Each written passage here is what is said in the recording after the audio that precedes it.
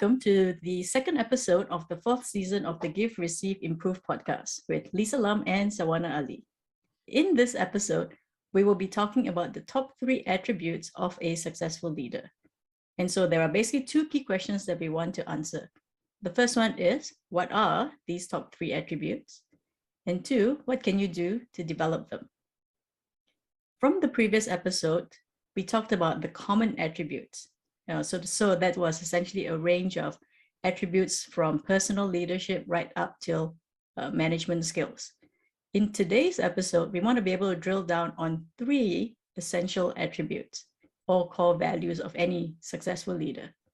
So for me, the top 3 non-negotiable attributes are 1, integrity, 2, courage, 3, respect. And respect in the sense of respecting yourself as well as respecting others. So what do you think, Sal? What about you? Thank you for sharing, Lisa. That's really a great list of 3 common non-negotiable leadership attributes: integrity, courage, and respect. I like your list. Okay, now it's my turn to pick 3 non-negotiable common leadership attributes. And the 3 that I pick are: number 1, inspiration; number 2, trustworthiness; and number 3, empathy. I know that in the last episode before, I've kind of spoken about empathy, but I think it's important for me to kind of emphasize that again. In addition to that, I will also include perseverance as part of the important attributes that I believe should come together with empathy. First thing first, let's talk about inspiration. Why is inspiration so important? Inspiration is very important because I need an inspirational leader for me to last the long journey in an organization or in a mission or in a purpose. As a matter of fact, we are collective individuals who just want the same thing. We want to achieve our goals and we want to be successful.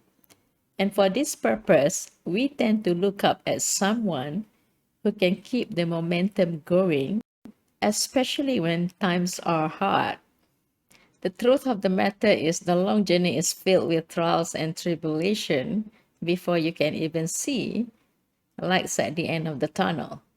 The road will be very bumpy, and there are some good days, there are some bad days, and there are days that you're not motivated at all. I'm very sure you all can relate to this. So when the going gets tough, the tough has to get going. And this is the time when we count on the inspirational leader to sustain our effort, to keep us motivated, and to convince us that this is still the right thing to do. So what we expect of this leader is not only for him to have the energy to sustain himself, he needs to be able to be there for his people, sustain their effort, and influence them that this is still the right purpose to pursue. That's the reason why I believe inspiration is a non-negotiable attribute of a leader. Talking about inspiration, there are many ways of you getting inspiration from people.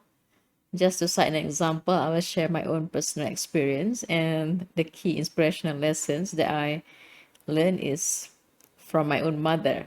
There are 3 key inspirational lessons that I learned from her, which I typically apply in many situations, including my professional work. The first thing that I learned is that life is about growing to be a better person every day. So the key idea is really for us to be present, to focus on today rather than thinking of the future.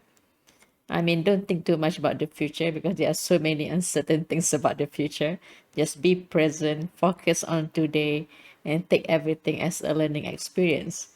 Capture those learning, and the intention is really to seek improvement from those learning so that we can create a better version of ourselves continuously. And I have a very simple mantra in line with this lesson, which I call do one good deed every day. So that's what I live by. Key inspirational lesson number 2 that I learned from her is really about defining success and happiness. It's very important for us to define success and happiness on our own terms. The idea is to basically avoid defining success and happiness based on societal expectations and using the societal yardsticks. That can be pretty dangerous actually, because at the end of the day, you may be chasing things that's really do not mean anything to you because you are trying to live up to others' expectations. Obviously, in this scenario, you need to know yourself very well. You have a high degree of self-awareness, enhance your social awareness, and from there, based on your goals and your dreams, you know exactly where the balance is in terms of achieving your dreams and how to include important people in your journey. So all these things matters. So at the end of the day, the key idea is to know yourself very well, to know exactly what you want to do, to work hard on that, and then define success and happiness based on your own terms. And the key inspirational lesson number 3 is about respecting people and listening well. We have to respect people as everyone is treated equal. Everyone has a place in this world, on this earth, regardless who they are, where they come from, what skin color they are. So once you start respecting people, it's very easy to communicate, to have a constructive discussion, to have an engaging dialogue. And that's when the power of listening will come into the picture. And the better listener you are, the more rewarding the engagement will be. And it is expected that you will have a better outcome whenever healthy discussions take place and people respecting each other. So, well, Lisa, that's my pick on the number 1 non-negotiable attribute of leadership, which is inspiration. At this point in time, I'm just curious, who inspires you, Lisa? That's an excellent question, Sal. But before I answer that question, I think you have basically covered three key attributes in the sense that inspirational is one. And, as part of that, what I said earlier in terms of around integrity, courage, and respect, a lot of it is about all these core values coming out into being, or how it's acted out, or how it is applied in our daily lives. And as part of that, from an inspirational person perspective, I don't think I have one person per se. I would have different aspects. So, for example, my grandfather, I think, is a very big role model. And one of the things that he has taught me is about respect for people.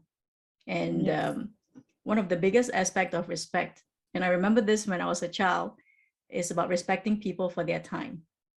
So a good example of how I put it out or how I practice it is that I'm usually on time for meetings.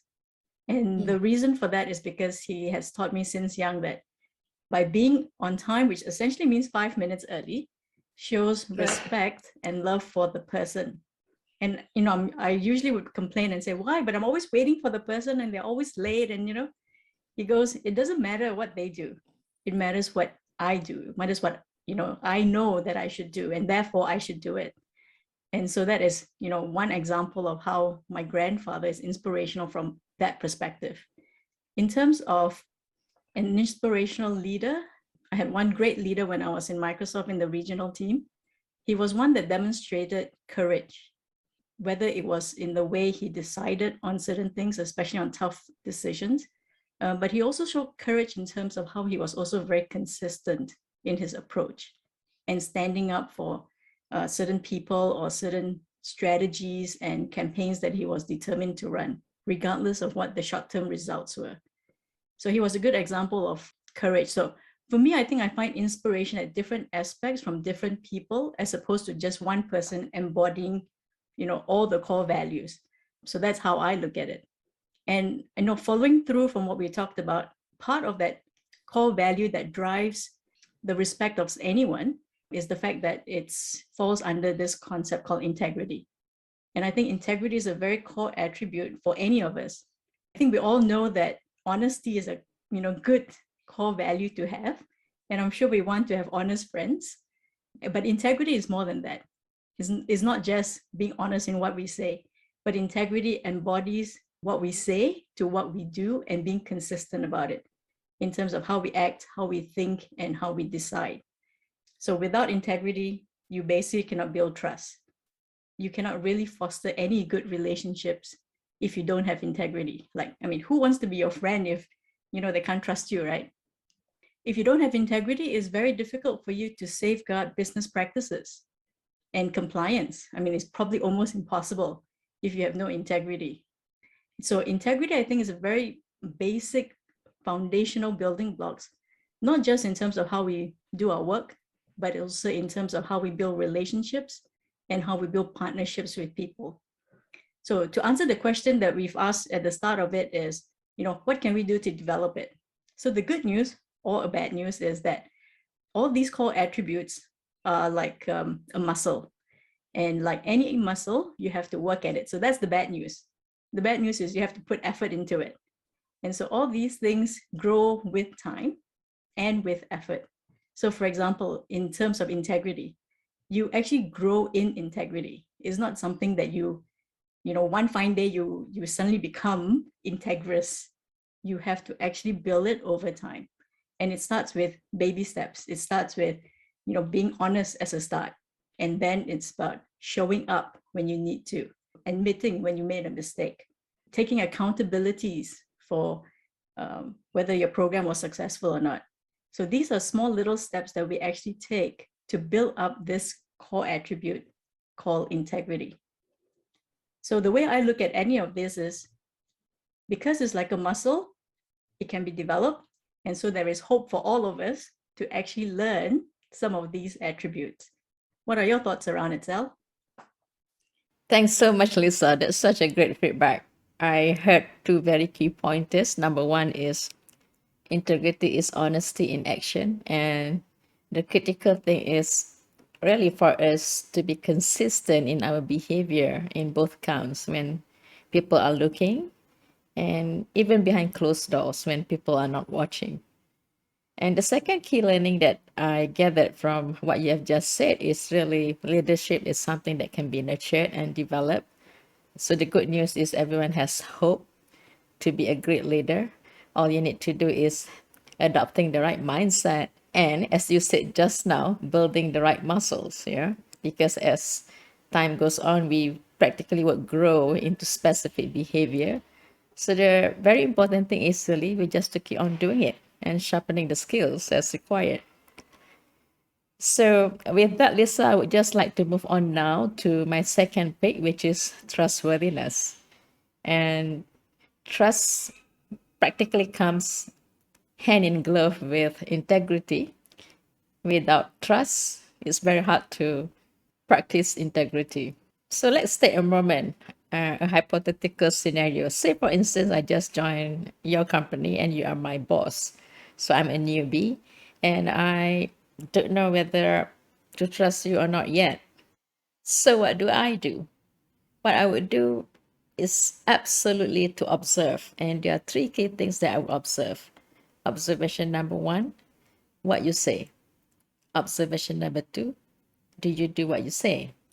As a hypothetical scenario, let's say that you mentioned that you're going to be doing a one-on-one session with me once a fortnight. And the objective of this session is just to understand what's going on. It's purely my agenda, and I can talk about anything, not necessarily work. Something important that I want to highlight or discuss with you. And it can be my personal challenges, it can be work challenges, it can be specific project focus, interest.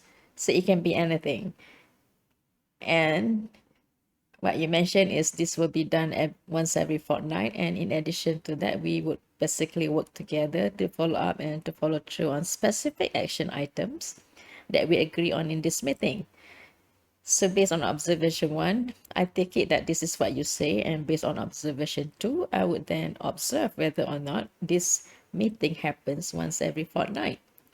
And the more important thing is whether or not you follow up or you follow through on the action items that we agreed on.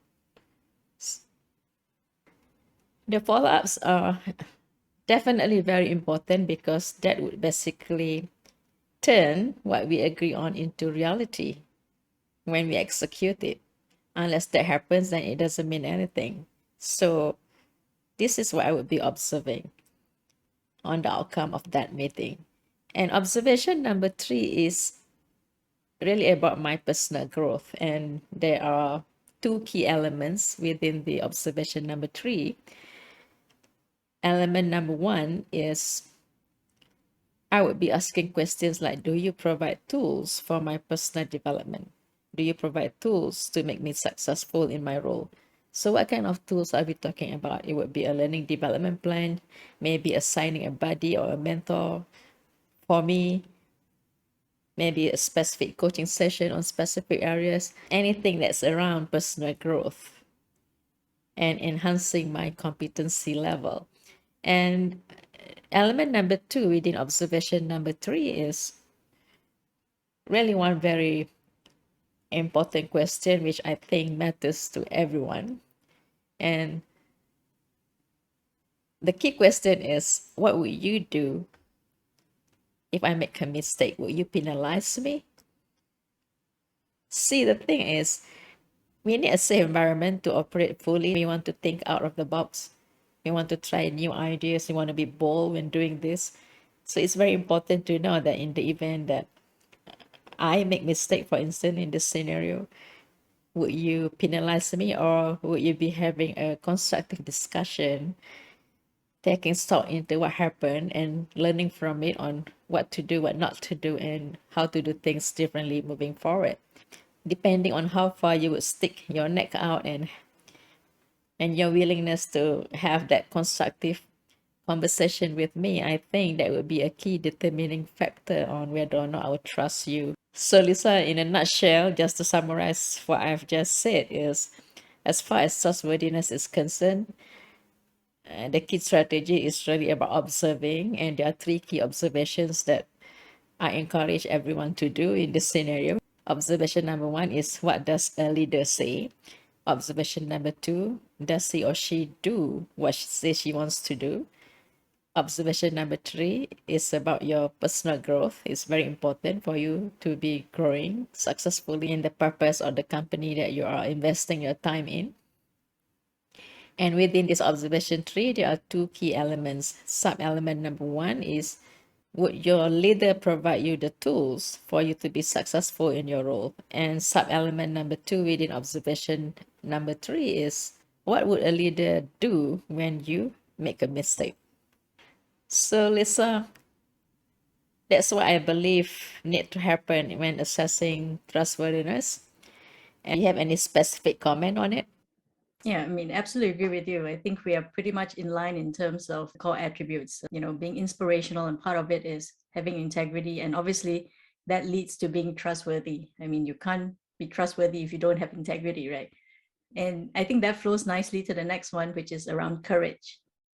The reality is you can't have integrity without courage, because there are situations and times where you will need to stand up. And you need to stand up for what you believe. You need to stand up for your convictions. You need to stand up to, to have someone's back. Because as a manager, basically, the phrase, the buck stops here, is very real. And even though it may not be your mistake, it could be one of your direct reports, but you have to take accountability and responsibility for that. And that takes courage. And it also takes courage to make hard decisions, because, in any business, there are trade-offs that you have to make. And there are decisions that you have to make that the reality is you're not going to get everyone on board. There will always be people that will be unhappy with the decisions, or you will definitely be receiving criticism more than anyone else, right? And so courage goes hand in hand with what you have to do as a leader. One of the good things about courage is that it is also very contagious. What I mean by that is, if you see someone, or if you experience a manager who's courageous, I think you naturally get that extra boost of being courageous as well. And so, when you see courage being modeled, I think as part of it being contagious, you will also experience it within the team. And I've actually experienced that in various teams that I've been in, where you have a manager who demonstrates courage, and naturally the rest of us somehow seem to have that little bit of extra courage when we need to stand up for our programs or our strategies, or how we have to fight for resources, marketing budgets, and so on. So courage is one aspect that backs up integrity, but it also is one that can influence those around you to make the right decisions, or to make the tough decisions. And the other aspect of courage is the fact that it's not just about what you say, It's something that you actually have to act out, and it's something that people can experience. It's something that people can definitely see. And so obviously the next question would be, how do we develop courage? And just like integrity and trustworthiness, it's something that grows with time. And it's something that grows as you gain little wins along the way. It's like a child, right? No kid is born like a lion, right? No kid is born totally courageous. Okay, maybe kids are actually born courageous because they don't fear. So I guess how would you build courage is the biggest thing that to build courage is about a change in your mindset. And the biggest change in mindset is a fear-based mindset versus a growth-based mindset. And I think once you're able to move to a growth-based mindset or a learner's mindset, that will eliminate the fear factor of making mistakes. Because the reality is all of us are afraid of making mistakes. And when we're afraid of making a mistake or acknowledging a mistake, that in essence erodes our ability to be courageous, to take a stand, to say, yes, I am sorry, I made a mistake. I totally agree with you, Lisa. Courage is contagious. We have seen this happening many times, even in our previous company, on how team members tend to follow a leader who is more courageous than others. And as a matter of fact, that's the way how culture is established. It's amazing how team dynamic works, really. And following up to courage, the next thing that I want to cover is really empathy. As I mentioned earlier, I kind of touched upon empathy in the previous episode, but just to reiterate, empathy is really about being relatable and approachable, the ability to put yourself in someone else's shoes and internalize their challenges, difficulties, or hardships so that you will be able to then understand the real issues and come up with very constructive solutions to a specific problem. So this is very important for you to be successful as a leader. You imagine if you are in a company and your CEO practically go down the field and spend 3 days at the call center, for instance, just to understand what kind of complaints or calls that you would typically receive from customers. And in addition to that, if he even went a step further and tried to answer those calls, then I think that would definitely give him or her a deeper experience on the kind of challenges that you face every day for just being around for a couple of days doing that. And that's an example of empathy, really the willingness to go down the field and understanding the issues through many different lenses, depending on the role that you have or the task that you need to do.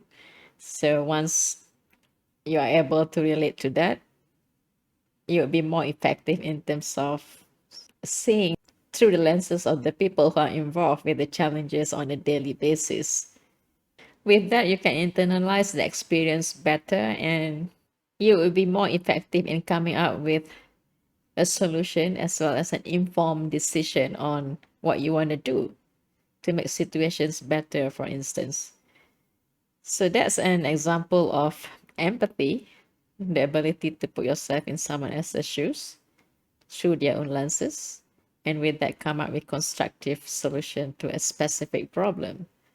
As I mentioned earlier, in addition to empathy, I believe that perseverance is another key attribute that basically is very important. And I put this together because I think it really strengthens the leadership attribute if you have both empathy and perseverance. Why is perseverance important? It is important because leadership is a long game.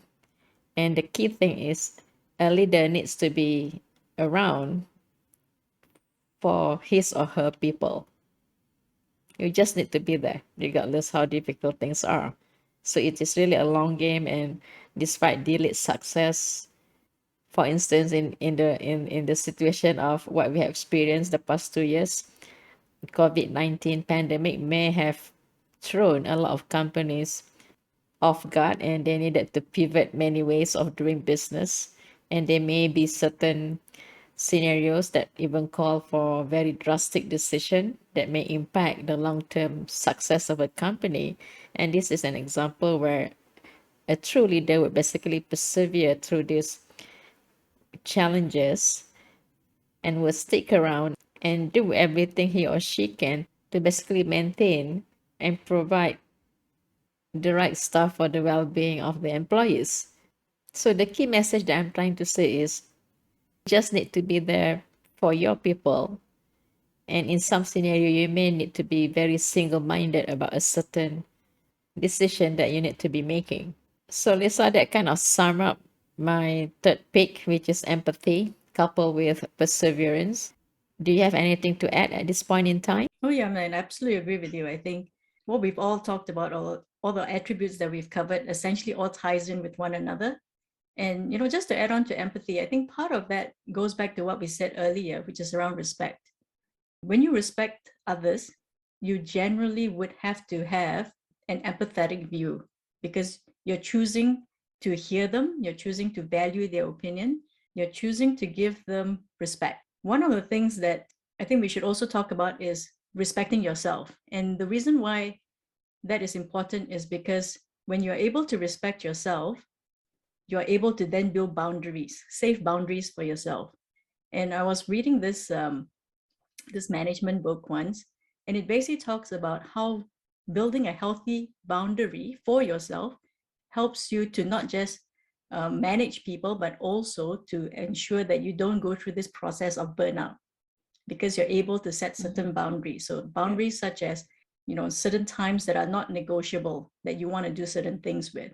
So, and a good example is one of the regional managers that I had when I was in Microsoft. He basically, shared with us how he manages his calendar as an example. And the way he would do it is that he has certain time blocks on a certain day of the week that he says is non-negotiable, because that is the time that he spends to think, to review, to analyze, to assess. So for him, that is how he sets certain boundaries from his calendar perspective or time management perspective for him to get to do the important things. And I remember when I was a manager, one of the greatest challenge that I had was I had back-to-back meetings. And I'm sure you've experienced that. And sometimes you don't even have time to go for toilet breaks, right? Which was funny when you think about it now.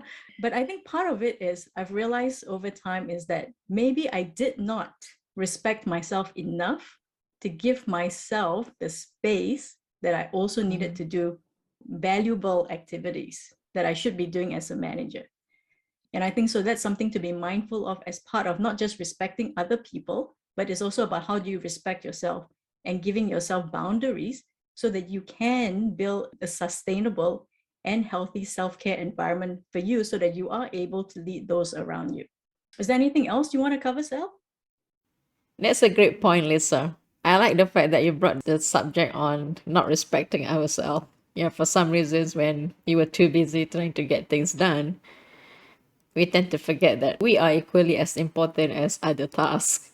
So that's a great reminder. I would definitely apply that setting boundary method that you just talked about because that's the best way to deliberately plan on my me time.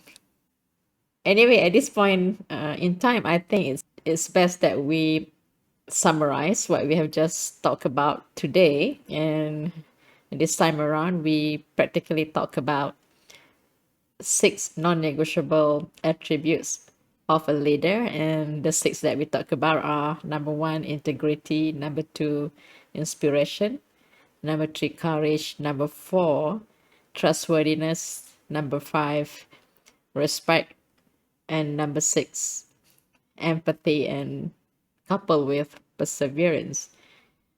See, integrity is definitely the key cornerstone of leadership. It's very important for any leader to demonstrate that they are consistent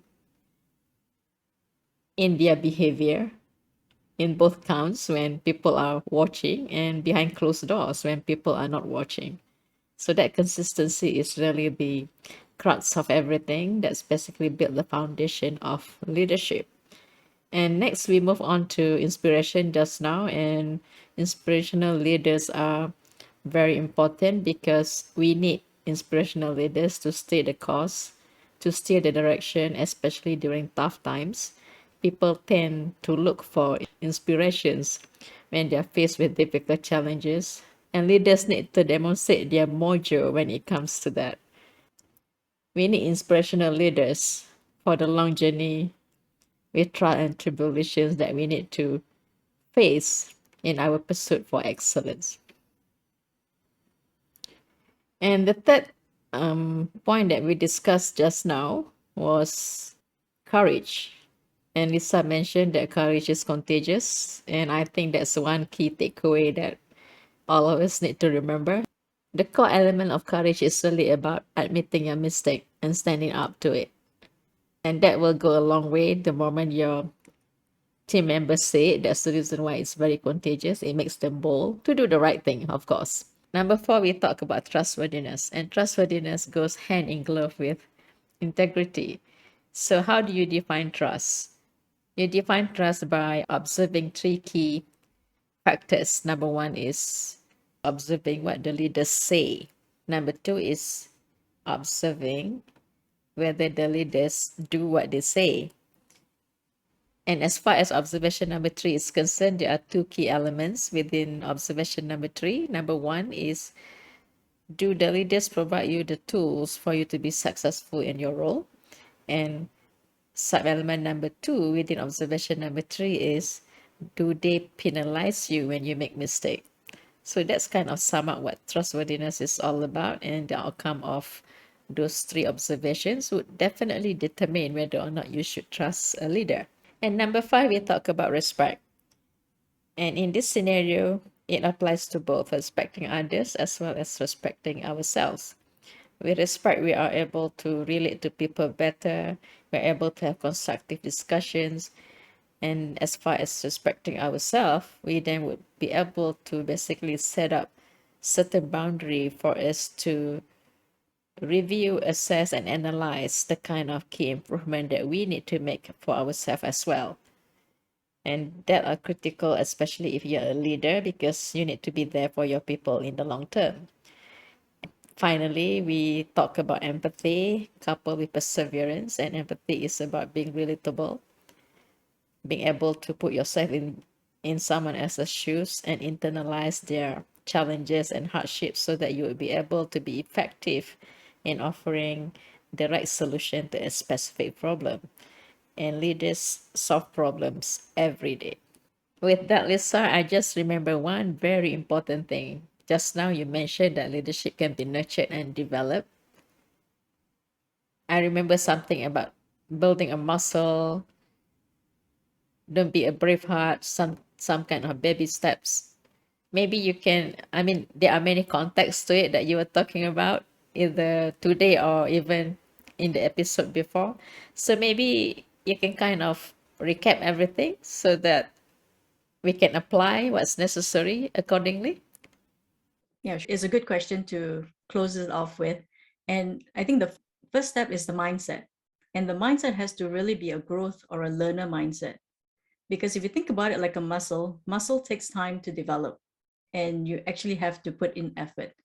And when you have the growth mindset, it basically tells you that every challenge or every mistake that you learn from is an opportunity for you to grow. It's an opportunity for you to improve. And once you have that, you would not view errors or mistakes or failure as something that is bad. In fact, you kind of view it like Thomas Edison, right? He failed, 10,000 times trying to figure out how to create the light bulb. But he didn't think of it as, that he was a failure. He thought of it as that is 10,000 ways of not making a light bulb. And so that is the mindset we need to have. So that's the number one shift that needs to take place in order to develop any of these attributes or any skill for that matter, is that you need to have a learner's mindset. The second part of how do you go about doing it is it's step by step. You got to do it slowly. I mean, don't think that suddenly you can develop a courage like Braveheart, right? That's not going to happen overnight. So you need to think, what little things can I do and take little wins along the way.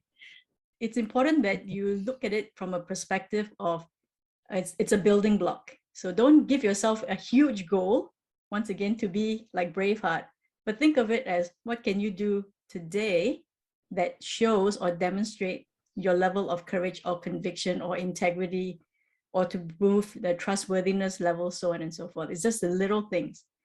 And the good news is that people around you will notice the small things. They don't just notice suddenly the big things. They actually will notice and value the small things more than the once or twice big occasions that you might rise to the occasion. The reality is that everyday small things is what matters. So don't, aim too big, but just go for the small baby steps.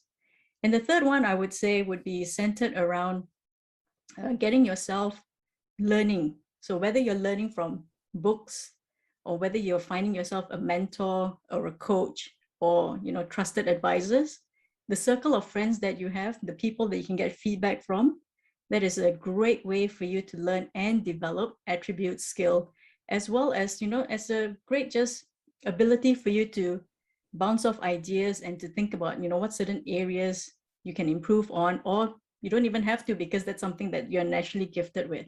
So I would say getting feedback from people around you would be the third aspect of, how would you build any skill for that matter, whether it's these 6 attributes or just one single attribute. So leverage on the community that you do have to help you do that. I hope that you've learned at least one new thing that you're able to apply into your everyday management leadership abilities. As always, please share, follow, and subscribe. To find out more information, check out lisalamcoach.com and salwanaali.com. And don't forget, you're not alone in your struggles as a manager. Thank you and take care.